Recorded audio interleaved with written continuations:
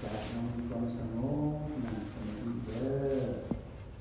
นั่งทำสบายสบายนั่งสมาธิจะไปเก่งตัวเด้อพยายามคิดว่านั่งสบายเลยนั่งแบบใดก็ได้เราจะนั่งให้มันสบาย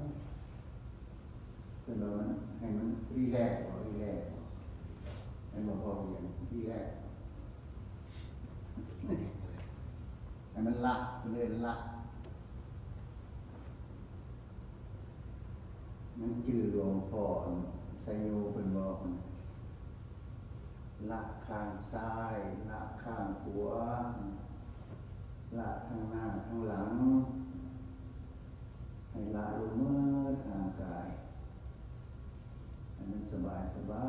ยหายใจเข้าหายหูหายใจออกหายหู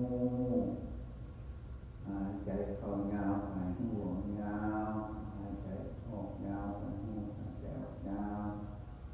หายใจเข้าสั้นหายหูสั้นหายใจออกสั้นหายหูสั้นพยายามเนาะฝึกให้รู้กับตัวเองนะเสียพูดโธพูดโธก็ได้หรือว่าหายใจซื่อๆก็ได้นะความสำนาญในเรานั้นเพื่อฝืนมันเรื่องการปฏิบัตินั่งสมาธิภาวนาการปฏิบัติเด้อเป็นอยู่นั่นแหละสาธุให้รู้สึกตัวตลอด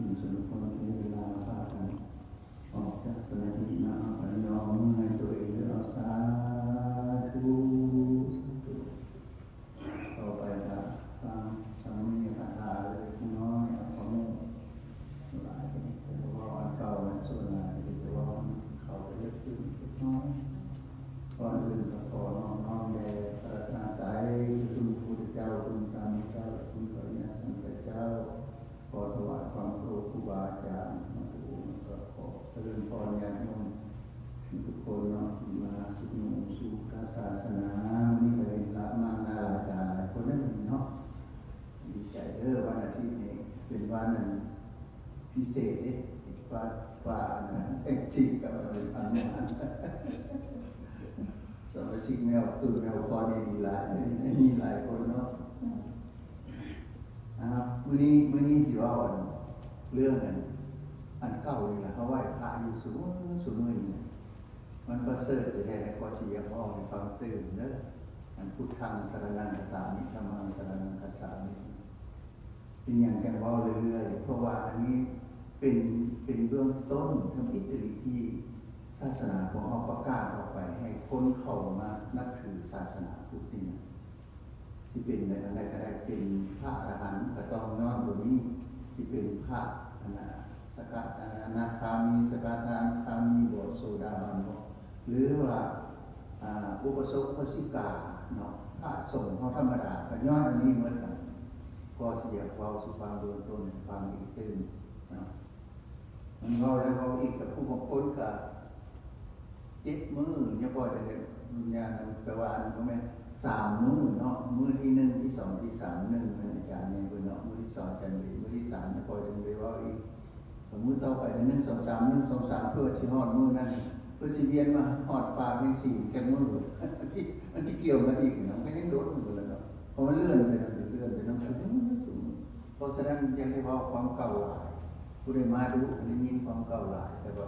ได้ความรู้เพิ่มเนาะฟังเด้อที่อ่านฟังอันนั้นเพื่อนว่าการเข้าถึงพระศาสนาต้นเป็นว่าในนี้เนี่ยอันนั้นพระพุทธเจ้าเป็นพาเว้าพาเหตุแต่เบื้องต้นเลยข้าพเจ้าถึงพระพุทธเจ้าเป็นสรณะข้าพเจ้าถึงพระธรรมเป็นสรณะข้าพเจ้าถึงพระสงฆ์เป็นสรณะความเก่านี่แหละคือเขาว่า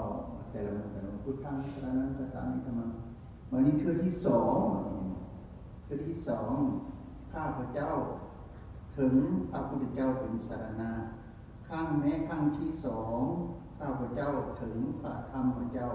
เป็นสรณะแม้ครั้งที่สามแม้ครั้งที่สองข้าพเจ้าถึงพระสงฆ์เป็นสรณะแม้ครั้งที่สามมันข้าพเจ้าถึงพระพุทธเจ้าเป็นสรณะแม้ครั้งที่สามข้าพเจ้าถึงพระธรรมเจ้าเป็นสรณะแม้ครั้งที่สามข้าพเจ้าถึงซึ่งพระสงฆ์เป็นสรณะเป็นเราย้ำพอ3 เทื่อ3 เทื่อแปลว่าแน่ที่สุดในเรื่องภาษาของพระพุทธเจ้าแล้วเห็นว่ามันจะขึ้นนี่เป็นสรณคมเป็นการถึงสรณะในคัมภีร์พุทธกานิกายในพุทธกาปาฐะทีนี้ถ้าหากว่าจะมีคำถามด้วยว่าเพราะเหตุใดในคัมภีร์พุทธกาปาฐะนี้จึงยกไตรสรณคมนี้ขึ้นก่อนเป็นข้อทำอิฐมันมีความสำคัญอันนี้พอสิอยากลองฟังดูเป็นข้อต้นเลยเพราะว่าการถึงไตรสรณคมนี้เป็นทางเข้าสู่พระศาสนาเขาประกาศเราโดยตัวนี้เป็นทางเข้าไปเลยเอาสิเข้ามาวันมาวานแต่ทีนี้เขาก็ได้ยินเป็นก่อนเลยมันจึงสิเข้าสู่พระศาสนาได้เพราะเหตุที่เทวดาก็เป็นความนี้มนุษย์ก็เป็นความนี้พากันเข้าสู่พระศาสนา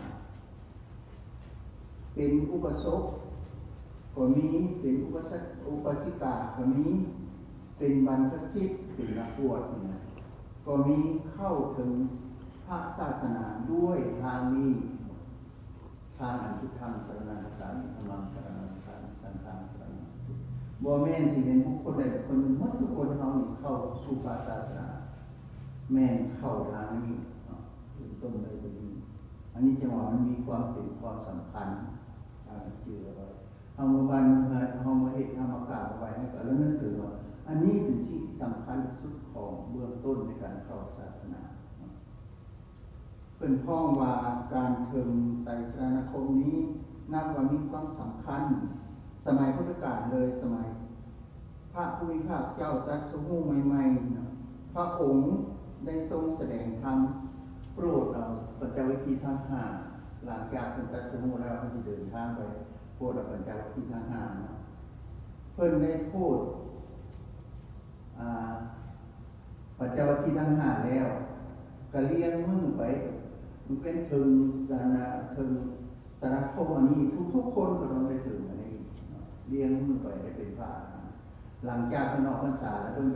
เป็นพูดออกพระยัสสาคุลบุตรกับครอบครัวเป็นครอบครัวแบบมีพ่อมีแม่มีเมียกระถึงอันนี้คือการถึงสารคมนี้และบรรลุธรรมมาทุกคนแต่ว่าพระยัสสาคุลบุตรได้ถึงเป็นพระอรหันต์แต่พ่อมันได้โสดาบันแม่ก็โสดาบันเมียก็ได้โสดาบันครอบครัวมันเองในมื้อที่ออกพรรษาแล้วหลังจาก5 คนที่เป็นได้บรรลุพอแล้วจากนั้นมาก็มีพวกหมู่ของพระยัสสาคุลบุตร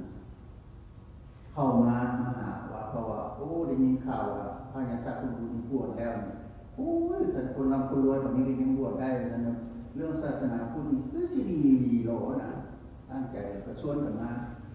ทีนี้ก็4 คนเป็นหัวหน้าหมู่4 คนมาญาติได้เป็นทหารแล้วก็4 คนมาแล้วก็ฟังธรรมพระพุทธเจ้าเทศน์ฟังก็ได้บวช4 คนวันนี้หมู่อีก40 คนอีกตีข่าว5 คนนั้นเป็นบวชแล้วท่านเฮานี่สิอยู่ให้หยังพากันมาอีกมาก็บวชก็ได้บรรลุกันแต่ว่าออกพรรษาแล้วพุทธนี่ถือว่าได้พระอรหันต์ทั้งหมด60 องค์มันเป็น61ทางพระพุทธเจ้าเป็นพระอรหันต์ตัวอะไรเนาะจากนั้นพระพุทธเจ้าจึงได้บอกแต่งพวกเพิ่นไปลงไปเผยแพร่ศาสนาพุทธแต่ว่าการไปอาจารย์มันก็ได้เทศน์ให้ฟังหลายเคยแปลว่าเพิ่นให้ไปนักกัน2 คนให้ไปน้ำกัน2 องค์ให้ไป ทางละคนละคนละคนเพื่อเผยแผ่ศาสนาทำมาได้หลายในท่านสาวันนี้เมื่อเป็นลงไปเผยแผ่ศาสนานั้นพูดเจ้าคนกับไปอีกครั้งนึงเนาะแล้วก็60 คนกับไปอีกครั้งนึงแล้ววันนี้คนที่นับถือศาสนามันเพิ่มขึ้นกันเพิ่มขึ้นแล้วแต่ละคนที่นับถือขอบวชกันขอบวชแล้วก็เพื่อนพามาบวชนะพระพุทธเจ้าไปอยู่ใส่กันนั่งไปบวชด้วยมันก็ยากนะมันยากไปมายากเนาะคนมันหลายขึ้นเลยไปยากเลยพระพุทธเจ้าเลยมาอนุญาตให้บวชแบบนี้แหละพุทธังสรณังคัจฉามิธัมมังสรณังคัจฉามิสังฆังสรณังคัจฉามิผู้ที่ลงไปผู้เป็นพระอรหันต์ลงไปตะกี้มีแต่พระพุทธเจ้าบวชผู้เดียววันนี้หลังจากนั้นมาเป็นอนุญาตให้พระ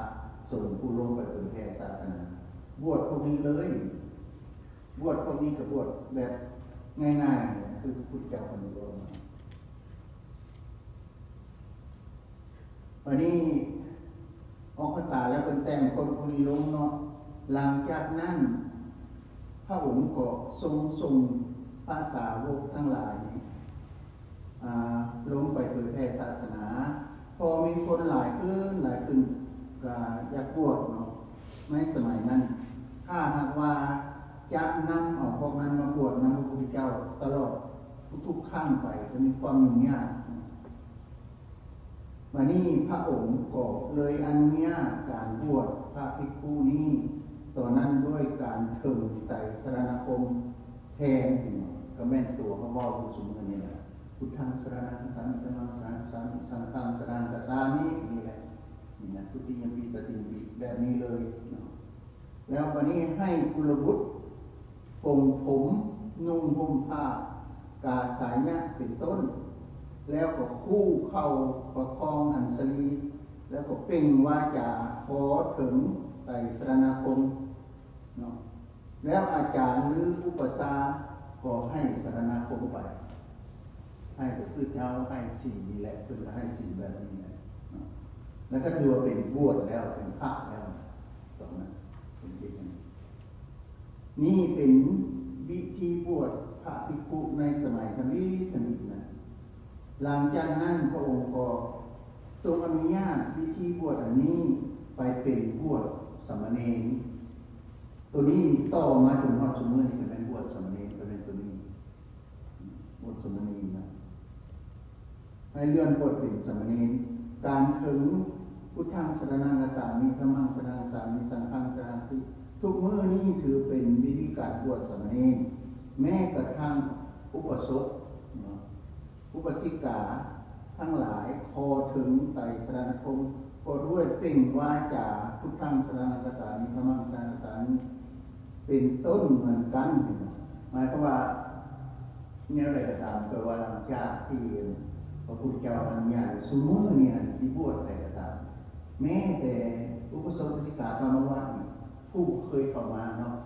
คือพ่อเมียสมมุติเราไม่ได้เคยเข้ามาเข้ามาปุ๊บเพิ่นก็หลังจาก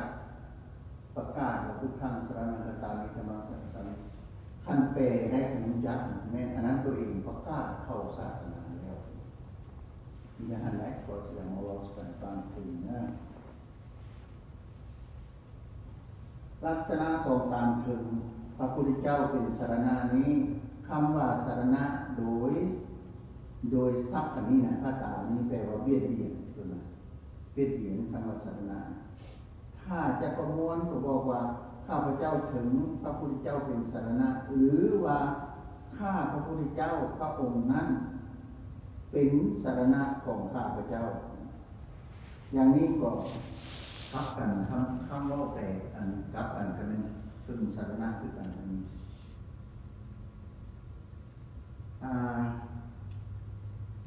พระพุทธเจ้าพระองค์นั้นเนาะเป็นปราญนาคือนำหน้าของข้าพเจ้าให้พระพุทธเจ้านำหน้าหรือว่าพระพุทธเจ้าพระองค์นั้นเป็นผู้กำจัดทุกข์มีกำจัดทุกข์อีกได้หนึ่งไหนพระพุทธเจ้าพระองค์นั้นเป็นผู้ทรงเป็นมันก็เป็นผู้ทรงยังประโยชน์หรือว่าพระพุทธเจ้าพระองค์นั้นถึงครบเศษ นั่งใกล้ชิดพระพุทธเจ้าพระองค์นั้นอันนี้ลักษณะที่ถึงพระพุทธเจ้าเป็นสรณะวันนี้เป็นมีคำอธิบายให้ฟังพระพุทธเจ้าเนาะเพราะว่าผู้ที่จะนับถือพระพุทธเจ้าเป็นสรณะนี้เป็นเครื่องกำจัดภัยเป็นที่พึ่งแท้ๆเนาะก็ควรเข้าใจถึงความหมายของคำว่าพระพุทธก่อนในคำนั้นคำว่าสัตว์พิเศษพระพุทธเจ้าพุทธะแปลว่าสัตว์พิเศษชื่อว่าพุทธะสัตว์พิเศษอันนี้คำว่าพุทธะเลยคำว่าพุทธังสรณังคัจฉามินี้ชื่อว่าเป็นสัตว์พิเศษซึ่งบ่เหมือนกับคนทั่วไปก็คือคำว่าสัตว์นี้บ่งบอกว่าเป็นพระขันธสนามนั่นเองเป็นชื่อของขันธ์ห้าอีกอย่างหนึ่งไปเป็นขันธ์ห้าพิเศษที่บัญญัติว่าเป็นสัตว์นี้เป็นสัตว์ที่พิเศษสัตว์สั้นสูงพระพุทธเจ้าเป็นสัตว์สั้นสูงพระอรหันตสัมมาสัมพุทธเจ้าเป็นสัตว์สั้นสูงแต่ห้องนี้ก็ว่าซื่อแล้วก็เป็นสัตว์มาแล้วอยู่ในเนื้อธรรมของภาษาบาลีของพระศาสนาของเราเพราะอาศัยขันธสนามที่คืออบรมด้วยการบรรลุด้วยอนุตตรวิโมกข์บรรลุอรหัตตมรรคซึ่งเป็นนิมิตก็เป็นสาวกโพธิญาณเนาะ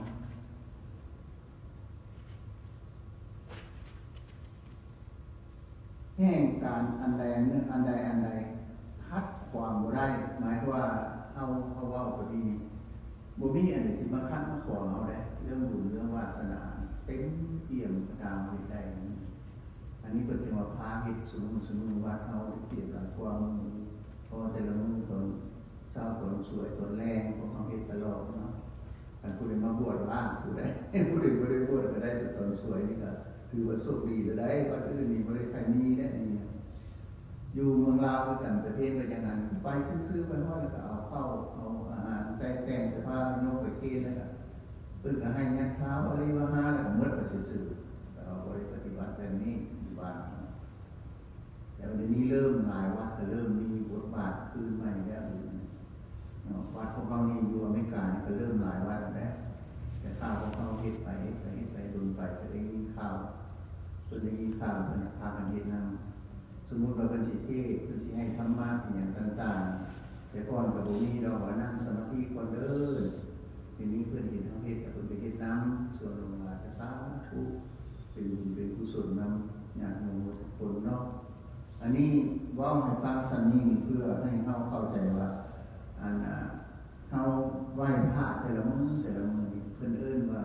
เป็นว่อนเพิ่งเนาะเป็นว่อนเพิ่งแปลว่าต้านทานภัยอันที่มันจะเกิดขึ้นแก่เราคันโมเมนต์เฮาได้ทำบาปทำกรรมหลายนะบ่มีบาปมีกรรมหลายเฮากล่าวอันนี้แล้วสิหลุดพ้นจากเพศภัยต่างๆคือว่าไงนะเพศภัยต่างๆได้วันนี้เรื่องพญาเรื่องเป็นนะนี่เฮาอธิษฐานโอ้ข้าได้ไหว้พระสวดมนต์เป็นหยังคือเจ็บคือเป็นอยู่อันนั้นเพิ่นเอิ้นว่ามันมีอยู่ 2-3 อย่างนะอันนึงมันเป็นอากาศกับพาให้เฮาเป็นเนาะอากาศนี่สมมุติมันเปลี่ยนร้อนเปลี่ยนหนาวเปลี่ยนอย่างต่างๆพาให้เฮาเป็นเฮาป่วยกันเด้อัน2ว่าแล้วแม่นกรรมเก่าเฮาเนาะเฮาเคยสมมุติว่าเฮาเจ็บเฮาป่วยอยู่นี่เฮาเคยทรมานสัตว์เคยฆ่าสัตว์ผ่านมาในอดีตเนี่ยอาจจะเป็นแต่น้อยจนใหญ่ก็มีแต่ชาติแล้วคุณก็มีอันนี้มันสนองไหมเนาะวันนี้กันเท่าว่าไหวทุกครั้งสรามกษัตริย์กำลังบุญตัวนี้เนี่ยมันสีต้านเขาเอิ้นว่าเนี่ยเขากรรมเก่าที่มันสิส่งผลนะเฮาไหวตัวนี้สู้ตัวนี้ตลอดบุญตัวนี้ทำสู้ให้เฮาบ่ให้กรรมเก่าของเฮามาสะท้อนให้เฮาได้บางคนนี่นะป่วยถึงขั้นเป็นมะเร็งนะยุบวัฒนาอันอื่นเข้าธรรมะดีเลยแหละดีเลยมีหลายคนดีเลยมีหลายคนแปลว่าวางเมื่อทุกอันเลยก็โอ้ยฉันบอกเอาเมื่อที่หลาย